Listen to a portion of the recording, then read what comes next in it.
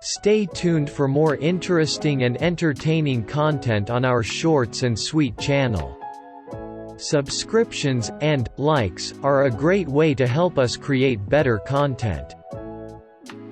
Once upon a time, in a mountain village, there lived a poor but very determined young man. He studied hard, and one day, he had to go to the capital to take an examination to become a bureaucrat.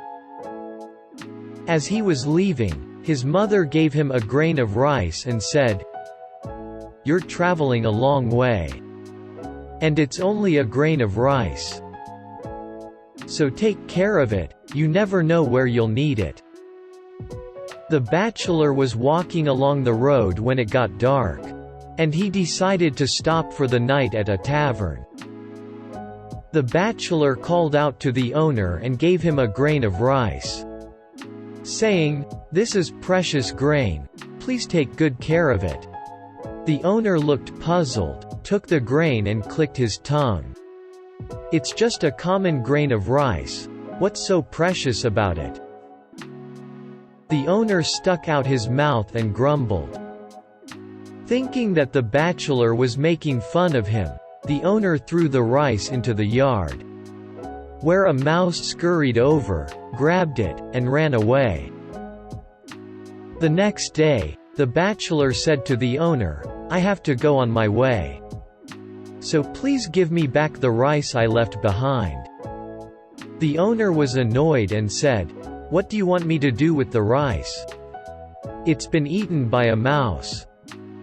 But the bachelor said, "Then you'd better catch the rat, or I won't move." Owner had no choice but to catch the mouse and give it to the bachelor.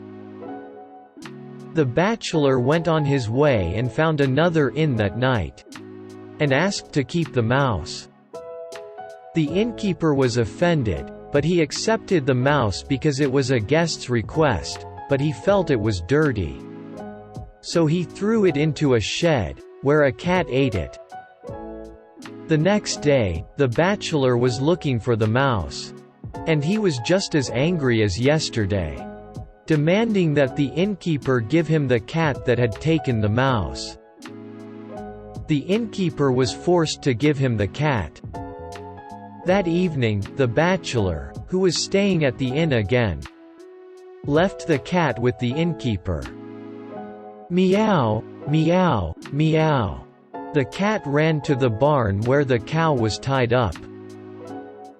And the cow went, and stomped its back foot. The cat was trampled to death by the cow's feet. The next morning dawned and the bachelor said, "I want my cat back." Owner hesitated and replied, "It was trampled to death by the cow." The bachelor sighed heavily and said, "My cat is priceless. I have no choice, you must give me the cow that killed the cat." The owner relented, but he couldn't break the bachelor's stubbornness. The bachelor rode the cow, and slowly arrived at the capital.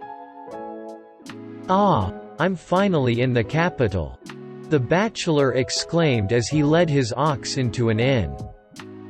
"Master, please take care of the bull, until I take the exam to become a bureaucrat. I'll pay you well." The owner was delighted and took the bull into his care. The next morning, he heard a loud noise. "Oh, bachelor, what shall we do with it?" The innkeeper rushed over to the bachelor in a panic. "My son has made a mistake and sold your bull." The angry bachelor demanded that the bull be returned to him immediately.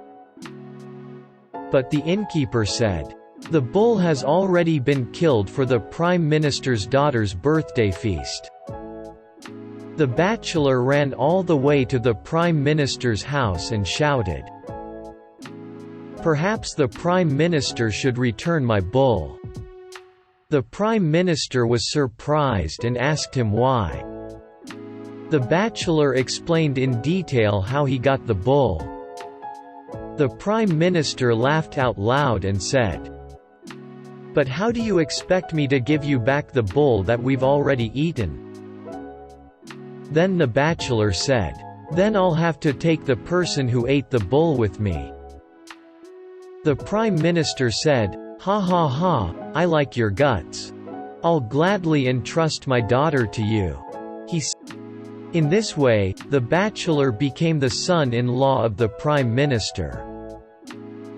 After that, the bachelor passed the exam to become a bureaucrat and became a good official. It's a long story, but in the end, the bachelor, who cherished the tiniest grain of rice, was able to achieve great fortune by becoming the son-in-law of the Prime Minister. Just like the bachelor in this story, we should cultivate the habit of cherishing the smallest things around us, so that we can grow up to take on big tasks in the future.